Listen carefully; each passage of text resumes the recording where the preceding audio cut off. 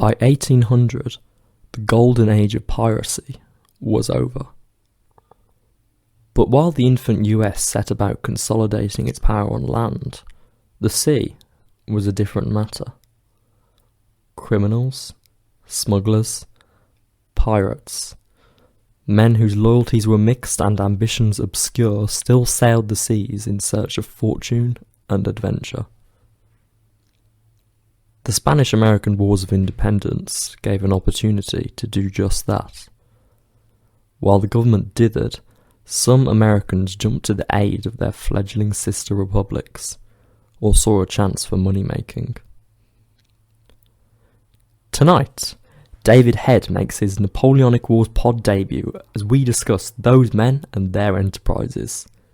We address the political problems facing the US when it came to the Spanish-American Wars, question what drives a man to risk it all for a life of danger, and retell the remarkable story of a pirate microstate off the Floridian coast. This is Pirates of the Americas. Up next on the Napoleonic Wars pod.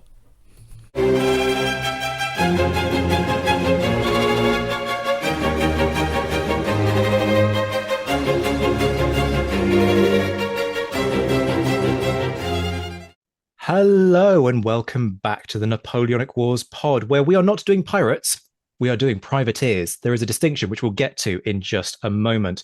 I am joined once again by Josh Redden, the redoubtable whatever we called you. I've started calling you the baby-faced. Should I call you the baby-faced assassin because you will topple the emperor, that is me, and claim my former title as the baby-faced Napoleon nerd? Can we go with that? Call you the baby-faced assassin? I'm not that horrible, Zach, to you, am I? I mean, I feel like I've been a little bit mean to you lately. I do actually quite like you, and Really? yeah. I, I kind of follow in your footsteps. I mean, you were the baby-faced historian before I was, so I've got to have a certain degree of respect for that. But Provost Marshal is fine for now. All right, then we'll stick with the Provost Marshal. You're clearly unconvinced by the assassin, the undertones of the Or is epithet that of what an assassin. assassin would say? Oh, very good, very good, very droll. It's a good job. Josh is switched on. I am not switched on. I'm in the midst of trying to finish editing a book. So my head is basically spaghetti right now.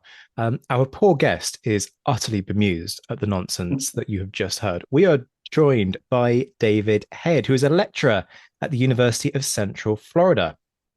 Now, David is an expert on many things to do with the early history of the United States, particularly with a focus on pirates, privateers, and smuggling, which in one sense I would describe as all that fun stuff. But of course, once you start to sort of scratch the surface of what these guys are like, sometimes they sort of end up seeming, some of them certainly seem sort of less sort of lovable rogues of the Disney Pirates of the Caribbean kind of mold, and much more just deeply unpleasant thieving scoundrels.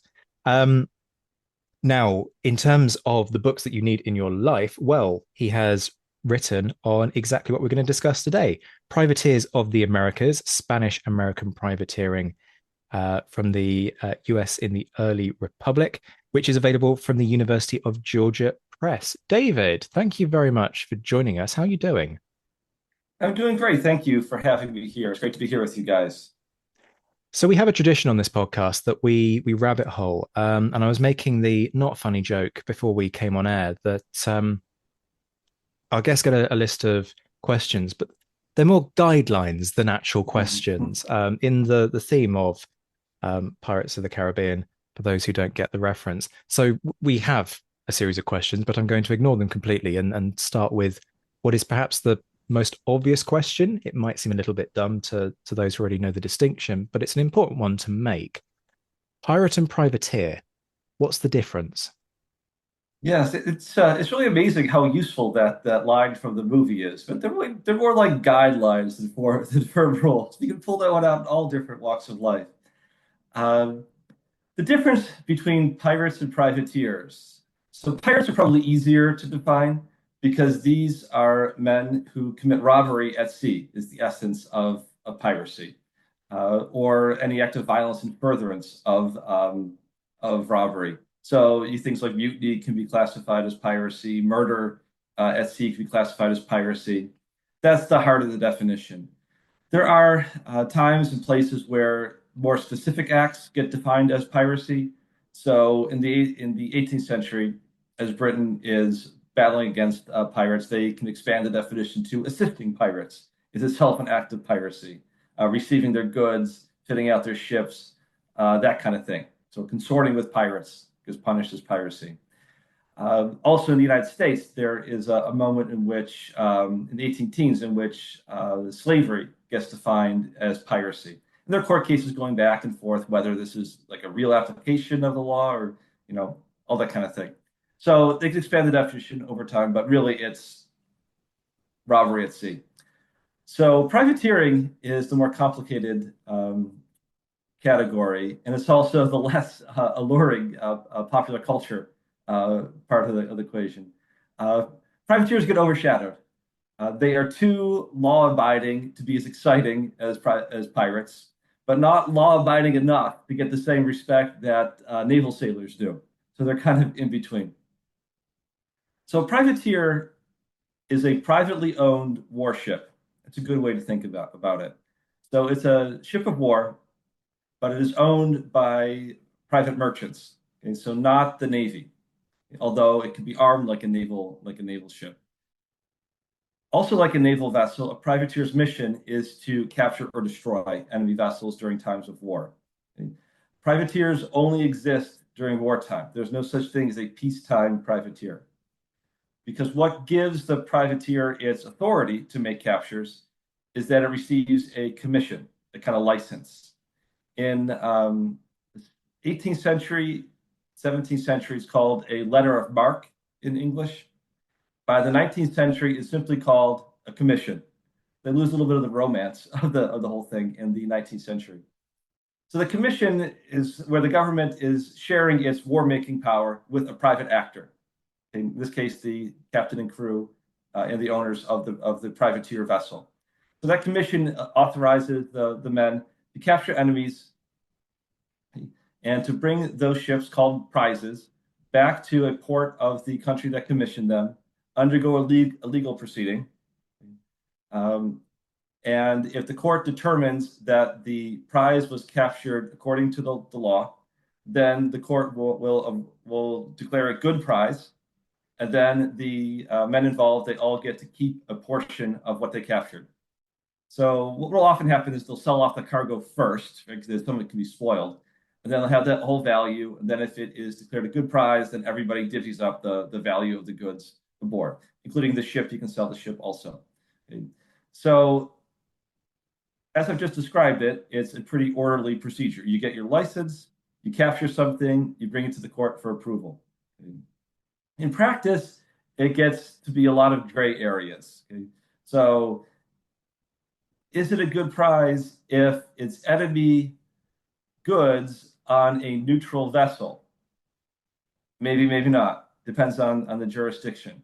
The United States, for example, is very big on protecting neutral goods or neutral shipping. Is it privateering if you honestly believe that it's an enemy vessel, you capture it, and it turns out that it was actually a neutral vessel or something like that? Is it is still privateering a good prize if your commission has some problem with it? Either it may have expired, okay, or there's been a political change at home that's changed the status of your government. All those kinds of questions. The question that's going to come up for the Spanish American privateers that we're going to talk about is the status of their governments that are issuing these commissions.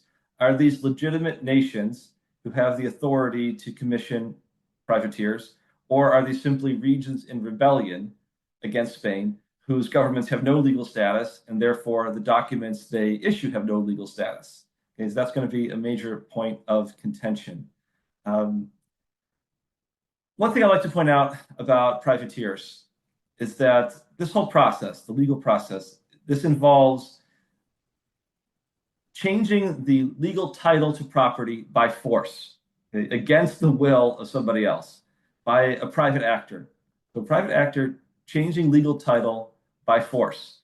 We really don't have anything that I've ever been able to think of that's analogous to this. The government can seize property, Okay, if you don't pay your property tax, the county will come and seize your property to pay the tax. If you are caught transporting drugs, for example, okay, you can lose the car that was transporting the drugs in there. The government can seize that and sell it off. We don't have anything I can think of where you can go to your neighbor's house, take their goods by force, and it be legal. Okay? Just don't have that category anymore. But that is, I think, a source of a lot of confusion because that is a category in the 17th, 18th, and into the 19th century. Okay, so taking somebody else's goods by force, and this is a legal transfer of property, or it can be depending on the circumstances. And I imagine this has implications not just if you are seizing goods and taking them back to your home port and going, hey, look, guys, can we flog this? I want my cut, please and thank you. But also, if it all goes wrong from your perspective and you get caught, if people are debating whether or not you are actually a privateer because the country and the port that you're sailing from doesn't have the authority to issue that letter of marque or equivalent, depending on when you're caught, my understanding is that, well, you get classed as a pirate and then you get hanged. So I guess it works kind of, it's not just the, am I doing this for nothing thing, but so much as also the, am I going to die kind of thing. So I imagine there's a sort of a pressure to try and sort of get the recognition sorted as best you can. Right, exactly. So that's one of the areas where you have a lot of crossover between pirates and privateers. Because throughout the late 17th century, 1680s, 1690s especially, then into the 1700s, you have men who want a privateering commission as a kind of security blanket, right? Just in case something goes wrong. These are men who have no intention of actually sticking to the terms of their privateering commission. For example, you have guys in the port of New York, for example. They get a privateering commission. This is when New York is a British colony, so they'll have a privateering commission to attack the French, and then they head straight for the Indian Ocean to attack vessels of the Indian government or Indian merchants. Okay? But they just want to have it in case they're stopped. They can make up some kind of story to say, oh, we were going to go despoil the French in the Indian Ocean. I can't tell those ships apart. And, at least some kind of plausible deniability that could make a claim, like you're saying, to avoid being executed. Okay. Also, I sometimes get the impression that it is really like a blanket or a stuffed animal. They just like having it, right? It makes them feel better to have it. So that's certainly a concern.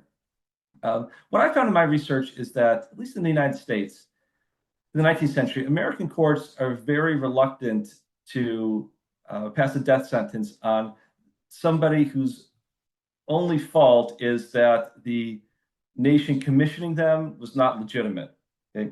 So if you have followed all the other rules, but you simply are sailing on behalf of, let's say, the government of Mexico, which was not independent at the time, for example, then you might be convicted of piracy, but there'll be a pardon or a commutation of the sentence or something like that to prison time instead of execution. If you have someone who murdered someone, right, during a mutiny or other thing, then the piracy and the execution that follows, that stands. The distinction American courts tend to draw is that if you stuck to the terms of your commission by only attacking enemy vessels, then that's not piracy. It's just bad privateering. In which case you don't get to keep what you capture. You might be subject to other penalties like violating revenue laws or violating U.S. neutrality or things like that. Okay? But it's not a crime you're executed for. On the other hand, if you happen to fall into the hands of your enemy, okay, that privateering commission may or may not protect you, especially in the example when the issuing government is at war, is rebelling against the empire, okay, the Spanish Empire in the case we're talking about today. They're not going to stand for any of this kind of stuff. There were American captains during the American Revolution who were captured by the British. And the British are like, you are a pirate. Your loyalty, you're a subject of the king. Your loyalty belongs to Britain. And you have thrown that off. It doesn't matter what you call yourself. This is piracy. And then there has to be a diplomatic intervention and all that kind of thing. The one other point I like to note is that if you're the victim of a privateer, so you say you're a merchant vessel, okay, oftentimes these guys they do not care about legal niceties. They're not like, oh, you got me, your piece of paper. Well, you win this round. No, their whole voyage, some of their livelihood has been destroyed here. They call everybody a pirate, no matter what. So in some sense, pirate is a term of abuse for someone who's done something you don't like at sea. This discussion about piracy and privateering and the law, I'm conscious it's drawn us dangerously close to a crime and punishment rabbit hole, especially with Zach here. Yes, yes, it has. Well, I'm wrestling the mic off you before we Oh, go down what? that way. What? So it seems as though the distinction between piracy and privateering isn't as clear cut as it might seem. We haven't named this episode yet, but when we do, we'll try to avoid making it a mouthful because there's a lot going on, what we're talking about in this area of your research. Privateers from the US, but in the Spanish-American Wars of Independence. So I'm going to continue kind of interrogating the different parts of that topic and to ask you to kind of discuss the Spanish-American Wars of Independence because there's something that lasts into the 1830s, but they're really a domino effect from the Peninsular War, as many fans of this podcast might know. So, can you outline for us the process by which the Peninsular War and Napoleon's invasion of Spain leads more or less to the collapse of the Spanish Empire in the Americas?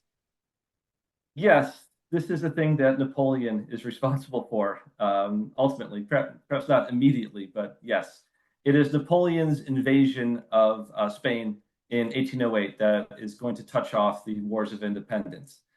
What happens is that Napoleon deposes the Spanish king, Fernando, and he places one of his brothers on the throne of Spain, which is something Napoleon did a lot, right? You want a family member who you can trust to be in charge of these places.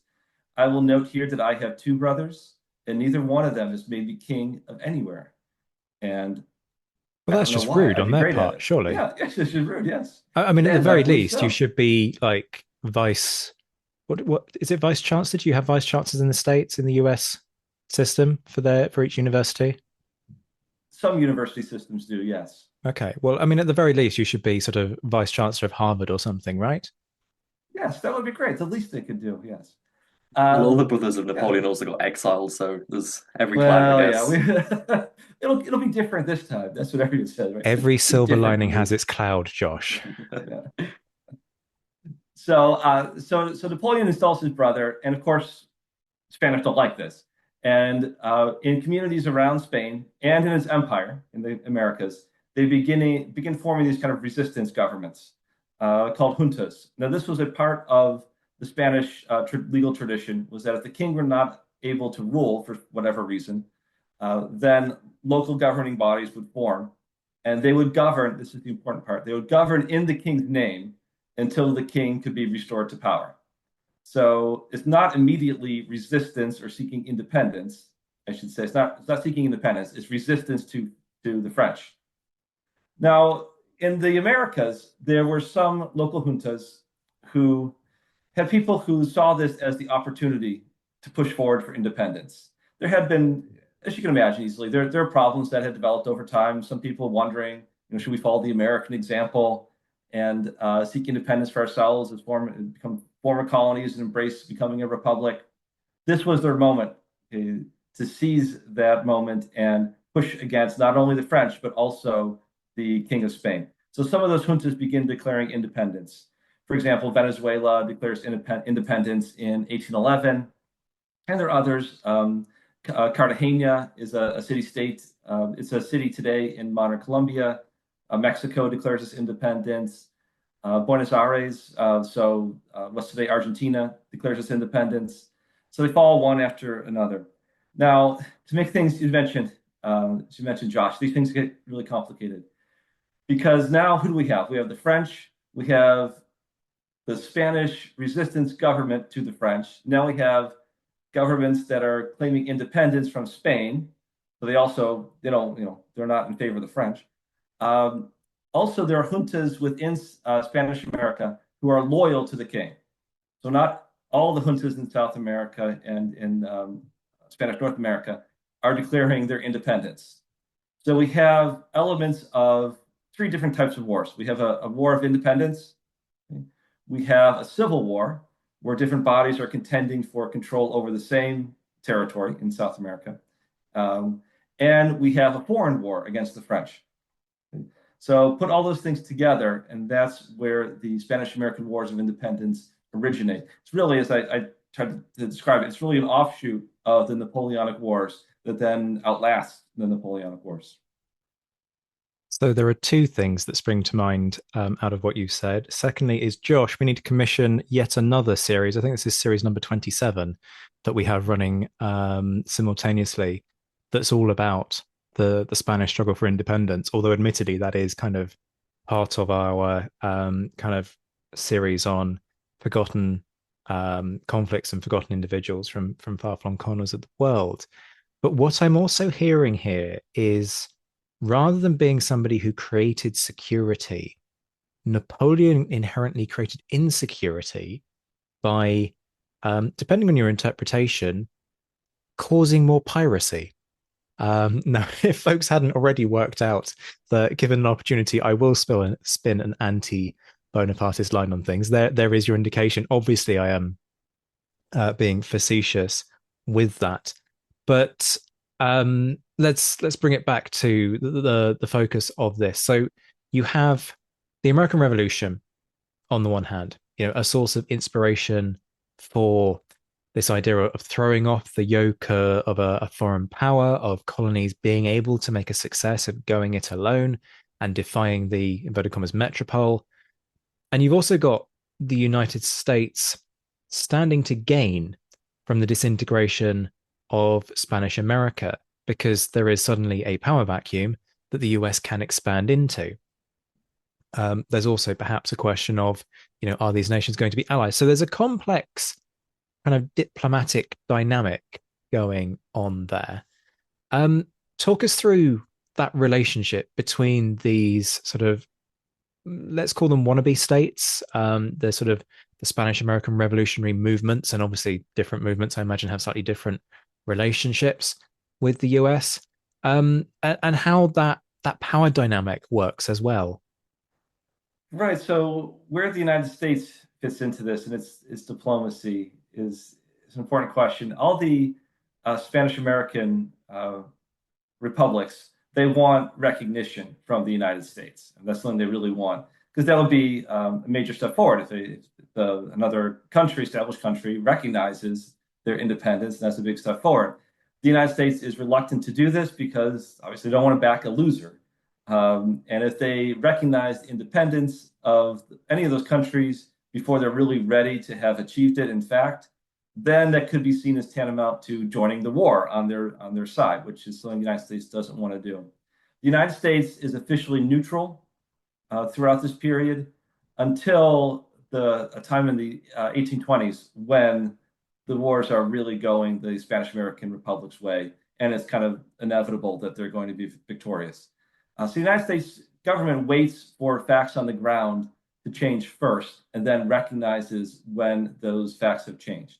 Okay?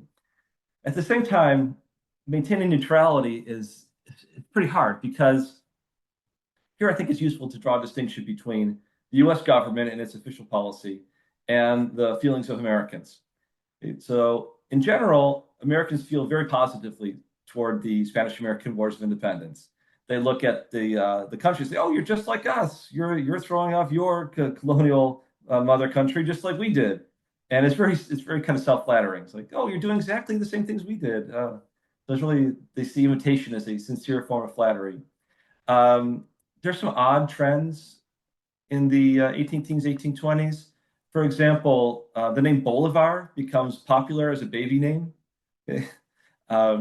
There's a scholar at Northwestern University, Caitlin Fitz, who's documented the just all different examples of people being named, kids being named Bolivar in different places around the country. There is an enthusiasm for naming places after Spanish American places. You see kind of odd names pop up from one place to another. There's one in New York, central New York, close to where I grew up. It looks like Chile, but they pronounce it like Chile. So the pronunciation gets different. Um, so the Americans like the idea of Spanish American independence.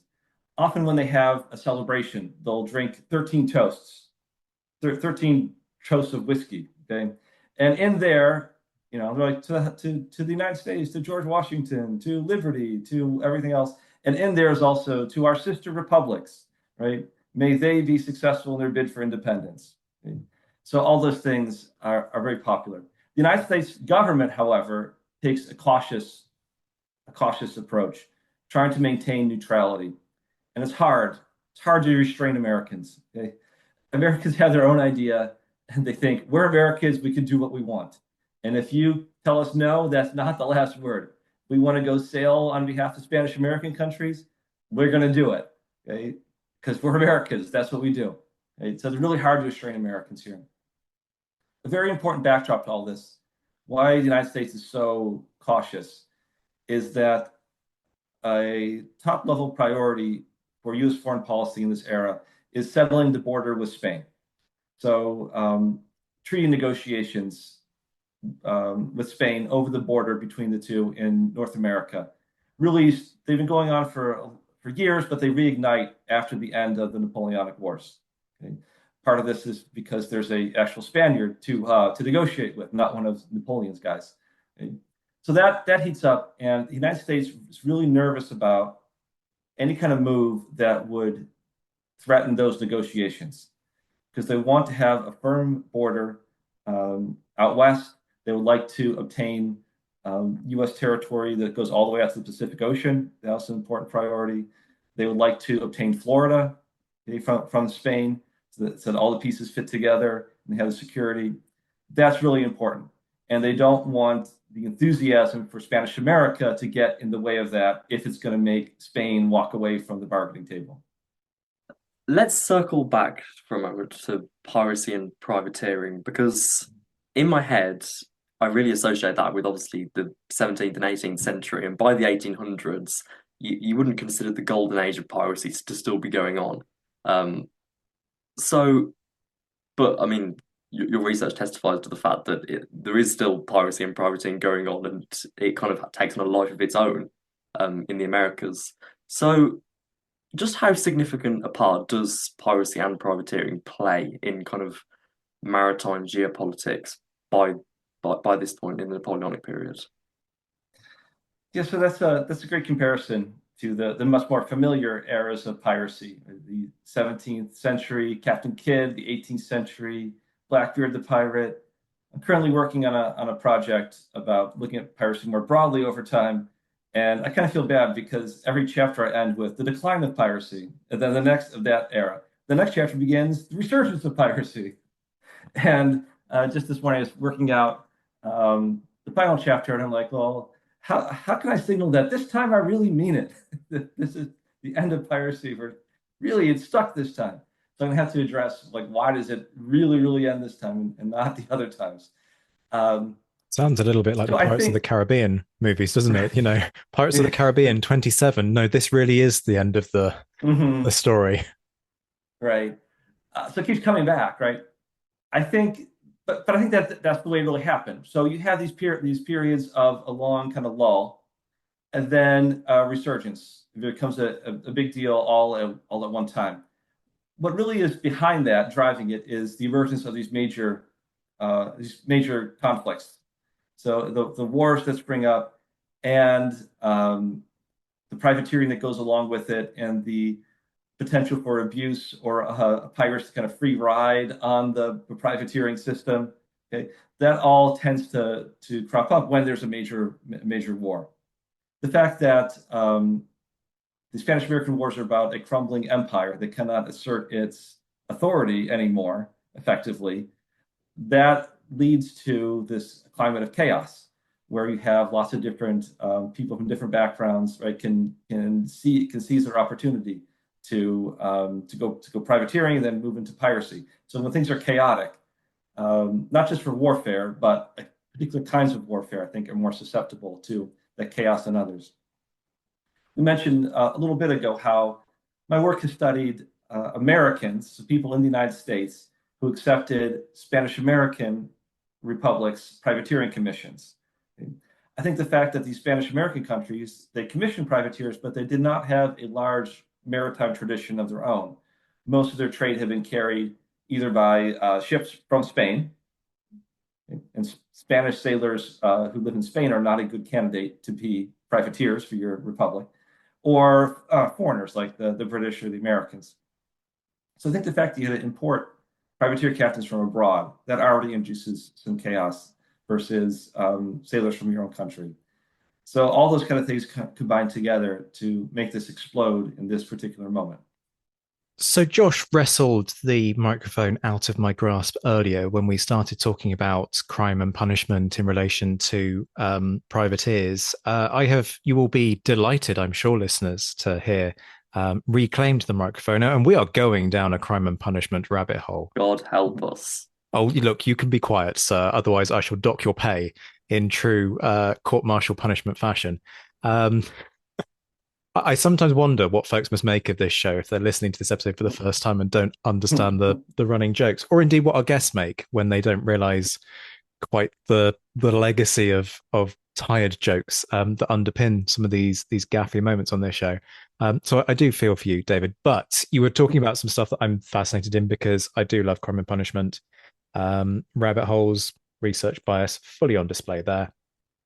You were talking about how, in the one sense, sort of piracy is perhaps derogatory term is taking what you're saying too far, and I don't want to put words in your mouth, but it's almost an insult in some respects, and it's a convenient excuse potentially to kind of counter the balance. If you have a situation like in the US where the nation doesn't have a well-established navy, but it does have the ability to issue these letters of marque and create this sort of almost navy for hire system.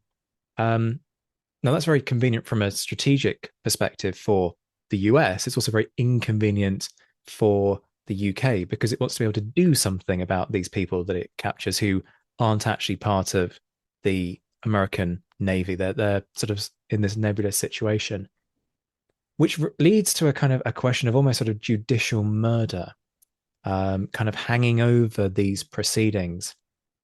And I just wonder if you can sort of say a little bit more about any examples we have of these cases sort of coming to court and it sort of looking as though it's going to swing much more the way of you're going to lose your life here, and sort of there being efforts to sort of communicate back with the nation that issued that letter of marque, kind of go, look, guys, help, please. Can you do something about this? Do we have any evidence of that kind of thing where people are sort of trying to tread this tightrope in very legitimate circumstances in order to avoid sort of an overzealous judge in the country that's captured these guys? Yes, so the United States is putting diplomatic pressure on the various Spanish American governments. There's a mission that's sent to Venezuela, for example, right? Asking for, do you have a list? Right? Do you have a list of the who have you officially given a commission to? And Venezuela can kind of come up with a list of guys. Okay, so then this is the list of guys we know are officially licensed. Anybody else who shows up with a commission that's not on the list, we know that they're not for real. Okay, so trying to put pressure on the various Spanish American governments to tell us something, what's real and what's not, so we can, on the one hand, avoid punishing guys who are legitimate privateers, because as you mentioned, the United States wants to hold on to privateering, okay, but also be able to vindicate the U.S. laws and defend against piracy as an international crime. A complicating factor here is that the United States, they want to send that message, right? But they also don't want to treat too officially with these Spanish American representatives because they know the Spanish Americans want recognition. Okay, so okay, we'll give you the official list. We'll rein these guys in. Just recognize us. Well, what's really more important? Is it worth cleaning this up in order to trade off recognition? Okay, so many different factors are all in here. The Spanish diplomats, on the other hand, they are continually lobbying the Secretary of State, John Quincy Adams. He's Secretary of State in the later 18 teens. And he has a wonderful not autobiography, a diary, and he makes all his sarcastic, biting comments in this. These are probably things that he's thinking at the time while he's meeting with other government officials and doesn't say, and he has to get it out by writing it down. And he has wonderful scenes of the Spanish minister coming to him and saying, everybody knows that Americans are sailing aboard these ships. Everybody knows they're committing piracy. Just go arrest them and execute them. And then that's what a real country does. And Adams has to tell them, no, this is America. We have laws. You don't just scoop somebody up in the street because you don't like them. Everybody knows is not a standard of evidence. Okay, right? Rumor and hearsay; those are not kinds of evidence. Bring me evidence, and then we can move forward with the court system. So, but we look at it, it seems very clear. They're taking things that don't belong to them, but the politics of it, the international relations of it, make resolving those questions very difficult because other factors they have to be contended with. Much of your research, David, centers on Florida, which is the location of something called the Amelia Island Affair, which I really want to dig into on this interview. It's kind of this fascinating thing we're about to learn all about. And in the Amelia Island Affair, we have a really eclectic mix of these smugglers and privateers that you've been talking about, influenced by the Spanish-American Wars of Independence, seizing control of a small island and kind of well, I guess it's the 19th century equivalent of a microstate they establish. Can you talk us through the backdrop to this episode, and who are the individuals who kind of end up taking over Amelia Island, and what motivates them? Yeah, so Amelia Island is, as you mentioned, a small island. I think it's 12 miles long by 2 miles across, and it's in the extreme northeastern corner of Florida. Florida today, Florida back then. And it's right on the border between Florida and Georgia, right? So two states. But in the 19th century, that's the border between two different countries, between the United States and Spain. Florida remained loyal to Spain, did not seek its independence. Florida's a very small European population. They really depend on Spain to protect them and for their survival. So they're not interested in rebelling. So two advantages that Amelia Island has despite its size. I mentioned its location on the border, which makes it prime for things like smuggling across into the United States. And also it has a pretty good harbor. So there's a natural harbor there. You can sail in and dock there and then move your goods across the river into Georgia and the United States. So those are two things that are going in its favor. Amelia Island has a small Spanish garrison there to protect it, about a dozen or so guys. The area, the town there, Fernandina, it gets targeted by a man named Gregor MacGregor, or as I should give him his preferred appellation, Sir General MacGregor. General MacGregor was born in Scotland, and he served in the British Army during the Peninsular Campaign. And at some point, he had a falling out with his brother officers. What I've read may or may not be true that is over a card game. You can kind of imagine they're in the pub playing cards, and then someone does something the guy doesn't like, and naturally somebody says you cheated, and maybe the affair of honor is budding. But this gets resolved when MacGregor resigns his commission. Luckily for him, at exactly the same time, it's about 1811, the Spanish-American countries are looking for experienced European officers, men with formal military training to help build their armies. So he has a natural place to go. He goes to Venezuela, and he fights in several campaigns in what's today Colombia. He ends up marrying a cousin of Simón Bolívar, which is nice. It really helps with the politics of command, right? You know all about that. I love her name. She takes the name Josefa MacGregor, right? A wonderful combination of a Spanish first name and a Scottish last name. Really nice. MacGregor has a hard time getting along with other people, as we've already seen, and he has a falling out with some of the Spanish-American leaders. In early 1817, he starts to decide he's going to go out on his own with his own expedition. His plan is to travel through the United States, where there's enthusiasm for the Spanish-American cause. He's going to recruit men, drum up supplies, support, and then attack Amelia Island, chase off the Spanish, and use it as kind of a beachhead from which to launch a further invasion of mainland Florida and where the Spanish are in control there. So his idea is that capture Amelia Island, set up privateering from there, get goods to come in, right? Sell them off, smuggle them into Georgia, make money that way to recruit more men and bring in more supplies. He's arranged for a ship to come from New York to resupply him. So that's stage one, with the goal of liberating all of Florida from Spanish control.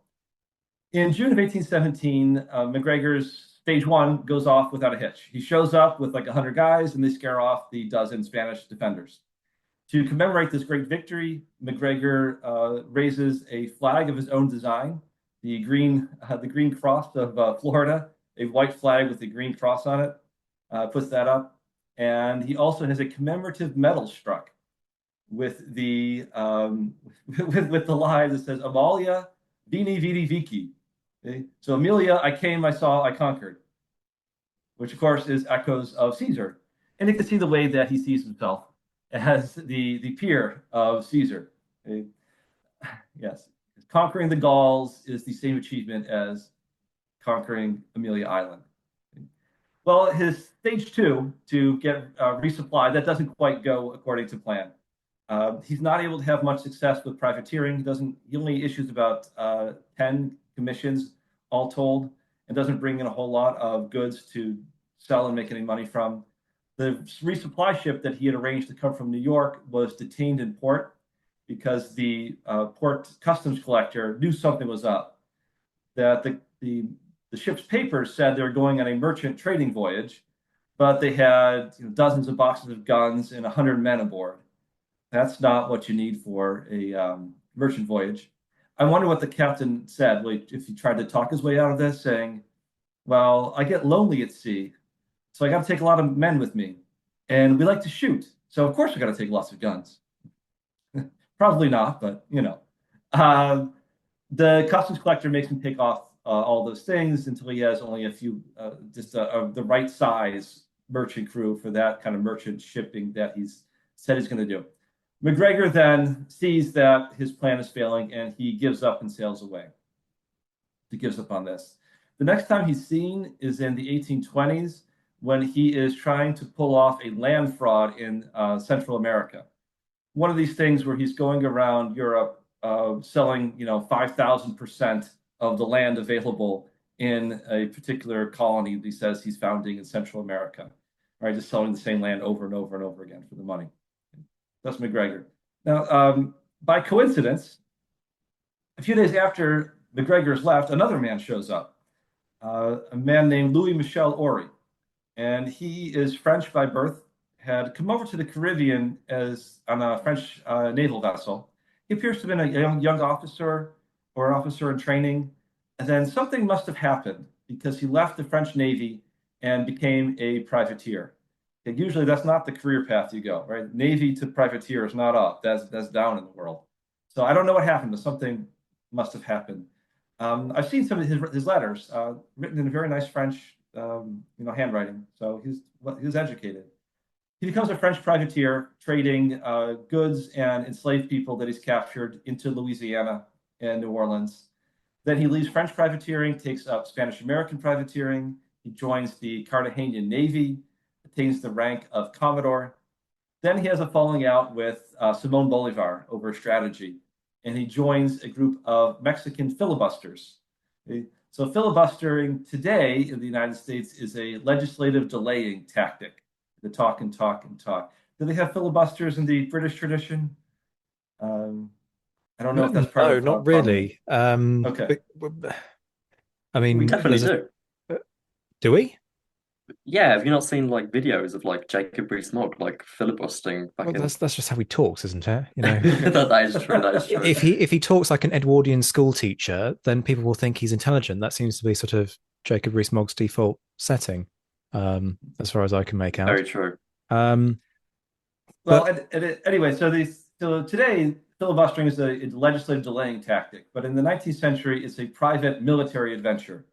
And actually, it has that meaning first, and then it gets mixed up with the delaying tactic during the debates in the U.S. Senate before the Civil War. It's an insult to call the other guy on the other side. You call him a filibuster because he's like a pirate who won't give up his advocacy of this terrible position. Anyway, so Ori gets in with them. He starts privateering a port in Galveston, Texas. Then he's pushed out of the way there and heads for Amelia Island. Okay, so you can follow that French Navy, French privateer, Spanish American privateer, Spanish American Navy, Mexican filibuster, and now to Amelia Island. He shows up and he starts McGregor's plan over again. He starts welcoming privateers, smuggling goods and slaves into Georgia. Okay, so that's how the invasions of Amelia Island go. The United States then takes notice of this and begins planning for a response. It's pretty tricky because, okay, so this is territory that's claimed by Spain, but has clearly fallen into the hands of someone else. Okay, so Spain is not in control of this territory. If the United States intervenes, they're intervening in foreign territory, where the Spanish will complain if they do this. They'll also can expect complaints from the Spanish American countries because they are taking it might be taking it away from a Spanish American agent. So which side are you going to make angry? Probably both of them. The United States does eventually, however, decide to use military force just to eliminate the threat against the United States through smuggling, through the slave trade, through piracy. And the United States troops show up in force and frighten away Ori's men. These invasions, called invasions, they're really anticlimactic. It's like a larger force shows up, but the other guys run away. There's no battle in this. Ori then departs, and he tries a few other operations in the Caribbean. He eventually dies in a horse riding accident. He falls off a horse, and he dies. He's only 28 years old. So he packed a lot of adventure into a few short years and dies accidentally when he's still a very young man.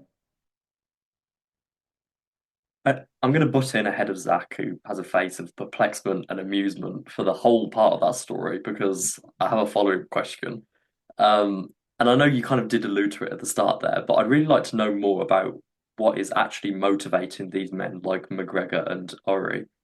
Because obviously they have economic motivations because that's who they are, they're making a living for themselves. But it strikes me that there's a certain kind of type of man who perhaps we encounter in other areas of this period as well, who kind of likes to take matters into his own hands, has a very devil-may-care attitude. He sees himself as kind of as a hero who wants to kind of spread republicanism around the world. So I appreciate it's hard to kind of get inside men's minds, but kind of from your primary source work, do you have any insight into the sort of men these people were? Like, what was their thought process and the balance between their kind of like economic motivations and then their more kind of masculine motivations, if you want to put it like that? Right. Can I just That's the say, question. in anticipation of not in anticipation of what Dave was going to say, but just as you're saying that, I am immediately thinking of Sir Hugh Popham, who will Yes. feature heavily in an episode that we will do with Jackie Reiter, hence the anticipation there. But What I was sorry, alluding to. yeah, exactly. You know that you're dead right to kind of pick out this particular type of individual, and it speaks also to the commissioning of those medals. You know, I have chased away a handful of people, therefore everybody needs to have a medal to realize how amazing my leadership was.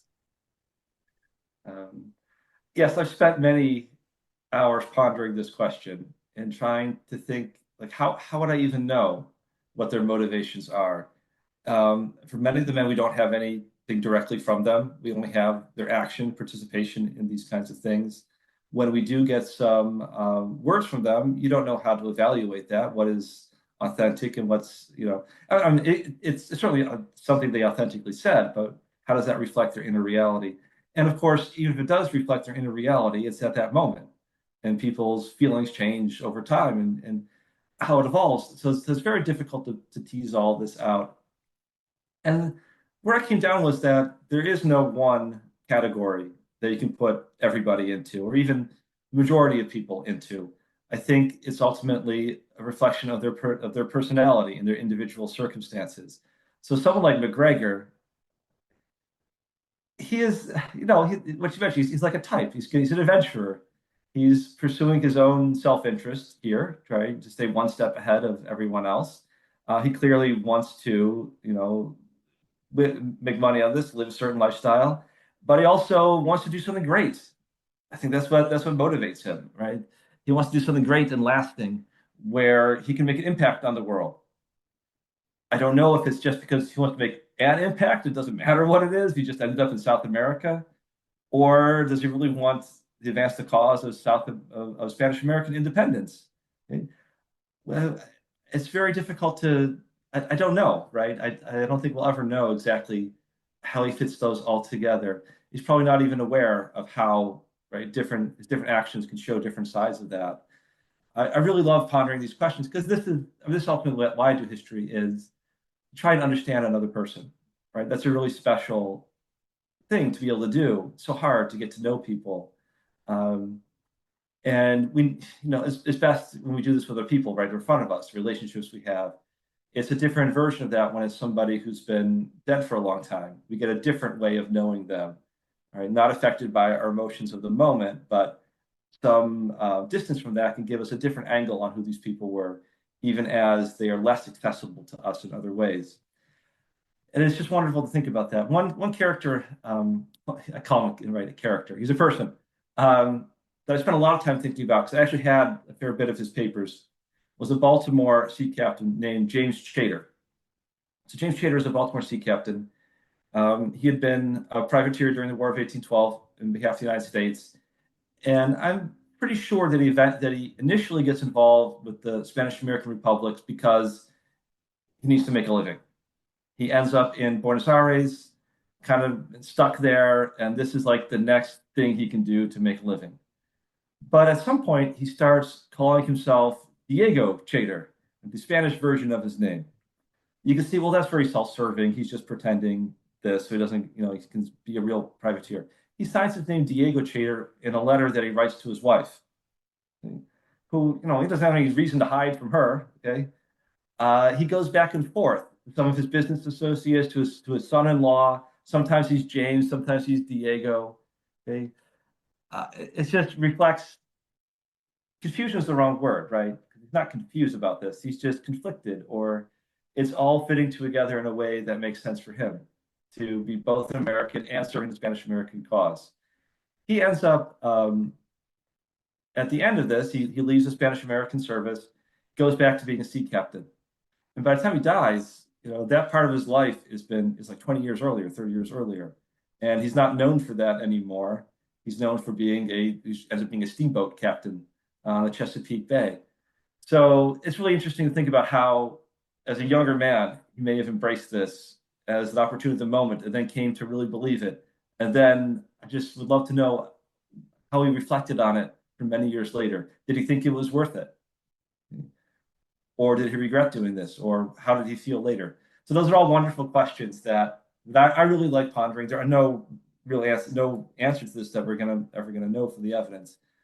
But I love it because it seems like such an important and such a valuable way to spend your time trying to get to really know someone in their interior life. It's it's a lovely note that is from you, and I appreciate the fact that it's really Pirates of the Caribbean actually, this kind of interplay between heroism and opportunism. It's actually quite on point with the theme of the episode. That might be the only historically accurate thing about the second best maritime film from 2003. Had to slip that one in there. This is going to become a two-parter, courtesy of me and Zach being too interested in the topic. So what a shame that is. Another hour talking about privateers splitting off and trying to found their own international maritime smuggling haven. Zach looks gutted. David, it's been an absolute pleasure. Thank you for coming on. Well, thanks again for having me, guys. I really enjoyed talking with you. That's no problem at all. And David Head's book on this very topic is called Privateers of the Americas, Spanish-American Privateering from the United States in the Early Republic. And you can get it from the University of Georgia Press. This has been the Napoleonic Wars Pod, and we'll be back very soon. Folks, do me a favor. Go review the show. Do it right now. 5 stars, please, and a comment. It takes you seconds, but it sends the algorithm wild and catapults us up the rankings. It's the single most powerful thing that you can do to support the hours of content that we provide for free. Love the show? Never want to miss the latest news? Sign up to our newsletter, the link is in the description, and get regular Napoleonic bulletins direct to your inbox. Looking for a present for the Napoleonicist in your life? We have a shop packed with Napoleonic Wars Pod merch. Again, the link is in the description. And did you know you can now gift memberships to Patreon perks that we offer? So if you want to treat someone to our online course, exclusive meetups with authors, green room access to recordings, and exclusive episodes, head to patreon.com/NapWarsPod to find out more. Much love to all our Patreon supporters who are enjoying a rejuvenated and revitalized offering of the perks on Patreon. As I say, head to patreon.com/the Napoleonic Wars Pod to find out how you can join a buzzing community of like-minded Napoleonic nerds who are enjoying things like courses, socials, a book club, green room access to recordings, early releases, exclusive episodes, and much more besides. Their support is empowering us to vastly increase our output and keep you entertained with Napoleonic nerdery on an almost daily basis. Prices start from just £2 a month, so if you can spare the cost of a cup of coffee each month to support us, it would mean a huge amount and might even fund some more documentary work.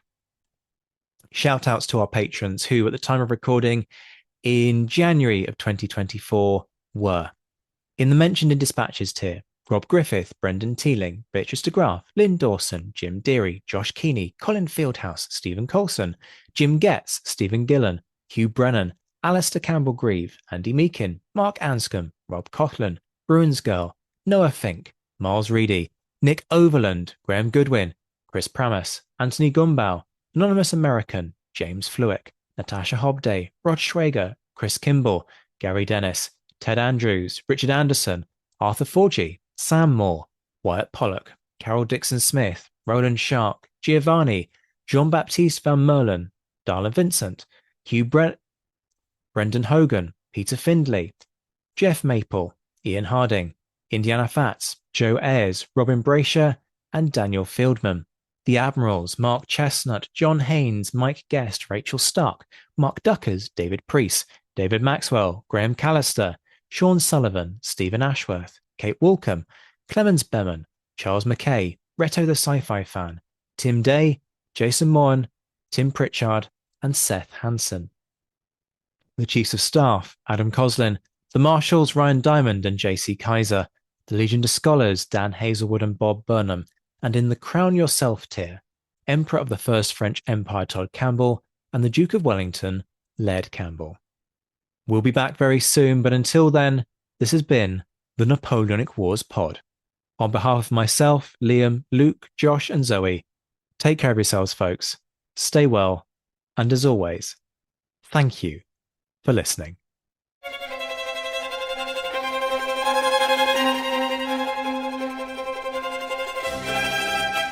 Thank you.